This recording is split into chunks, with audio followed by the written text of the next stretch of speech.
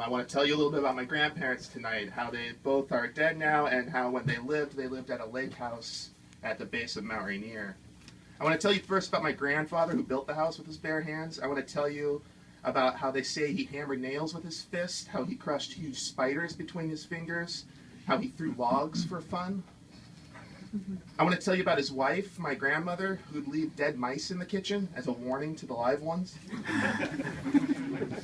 I want to tell you how after my grandfather died, she would stay awake at night at the kitchen window, watching for the neighbor kids she was convinced were stealing gravel from the driveway. I want to tell you a story my grandmother told us grandkids about how the driveway gravel came from Finland, from these great granite rocks that my grandfather carried over after the war, and he crumbled them between his hands and spread them along the ground and built a new earth. I want to tell the children I don't have yet about my grandfather. I want to tell them how he would do cartwheels when he was excited and couldn't contain it.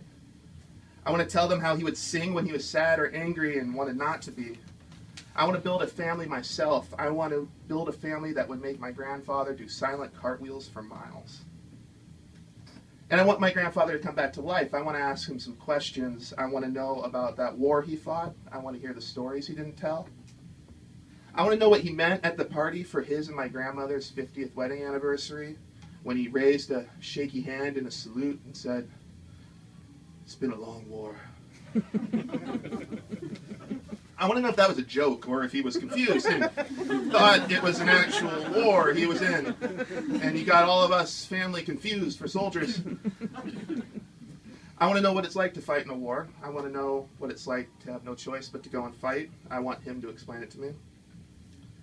And I want to tell you how when my grandfather was dying, he was dying of Parkinson's disease, and so the closer his body got to giving out, the more it shook in protest.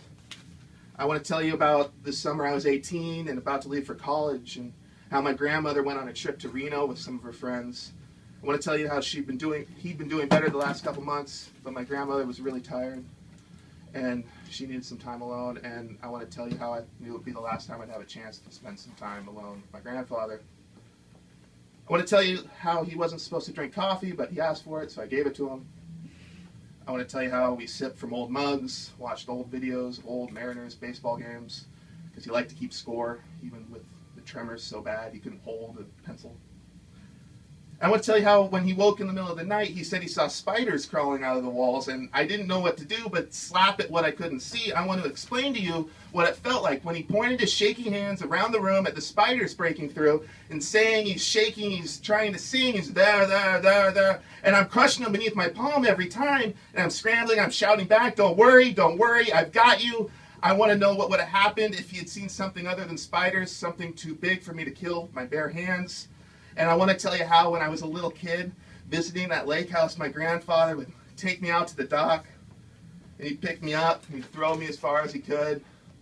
It was like I was flying high over the dock, over the lake, and I'd hear him laugh. I want to know how many people my grandfather watched die in the war. I want to ask him how many last words he remembered. I want my family to be proud of me. I want my wife especially to be proud of me. But I want to confess I've never given it all I've got. I've never left it all on the field. I've never given 110%. I want to give my wife and our children my all. I want to die having left it all on the field. And I want to learn to cartwheel. I want to learn to sing. I want to pound nails with my fist and grow beautiful, blossoming things out of granite.